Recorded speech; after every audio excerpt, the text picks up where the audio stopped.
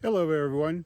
I'm here to give you a little review on my 2026 Honda Passport. I've had the Passport now for about 6 months and we're sitting at just under 10,000 miles. So it's been on a couple road trips, a couple camping trips, towing my off-road trailer, and just want to give you some impressions on a few things that make me think, what were the engineers thinking about?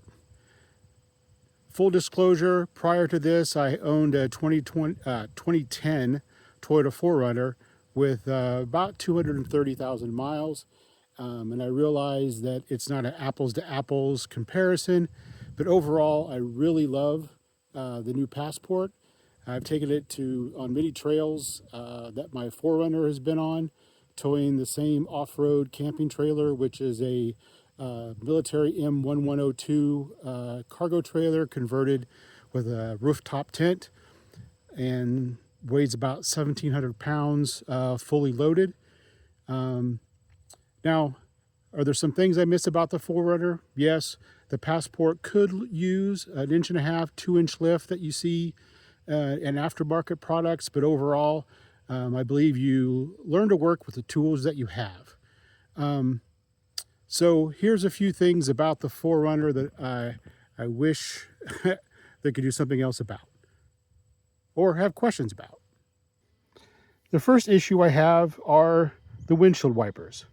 So if you live in the Northeast or Southwest, any place where it's either hot or cold and you'd like to raise your wipers during the day so they don't stick to the windshield in some form or fashion, the way the windshield's wipers are set now, the hood is in the way.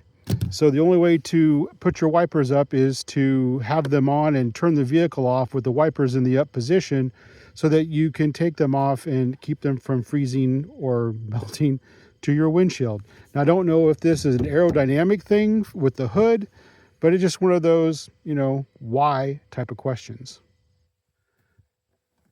My second engineering question is speedometer. So it's a software-based speedometer, so how hard is it to add in the 5-mile-an-hour ticks between the 10-mile-an-hour ticks? Because if you're glancing at the speedometer and trying to keep your eyes on the road, and you have to kind of guess and figure out exactly your speed, yes, I know there's a digital speedometer in the middle, but if you're looking at the gauge, it's like, oh, those 5-mile-an-hour ticks would definitely make the glance a lot simpler than trying to have to glare at it and try to figure out exactly how fast you're going. The third thing on my list are the all-weather floor mats.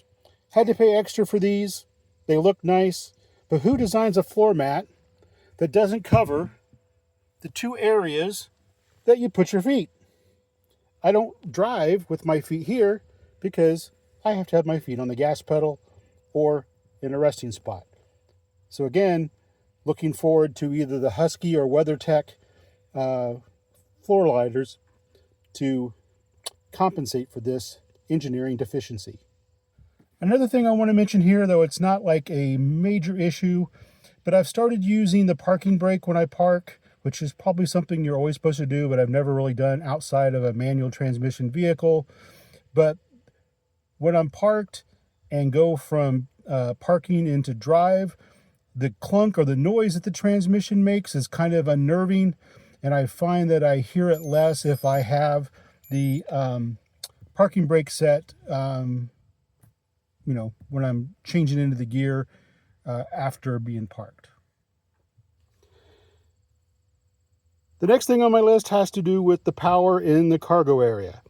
One of the things I liked about my 4Runner was that I had both AC and DC power in the cargo area. The Passport Trailsport Elite is supposed to be an off-road focused or outdoorsy focused vehicle, and it's great. It has the 110 outlet, but it doesn't have a DC outlet, which is what most auto accessories use.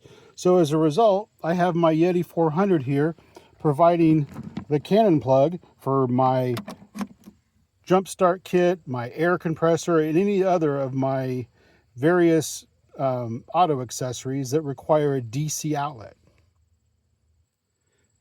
Last but not least on my list, rear lifting glass. So do these engineers never go to Lowe's for home supplies?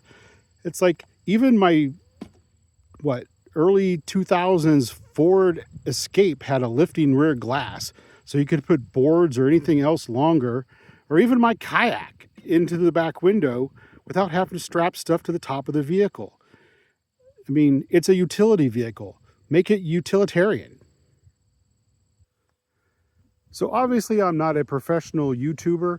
This is just a person driving his vehicle and providing some feedback on some things back to Honda that, hey, think about these.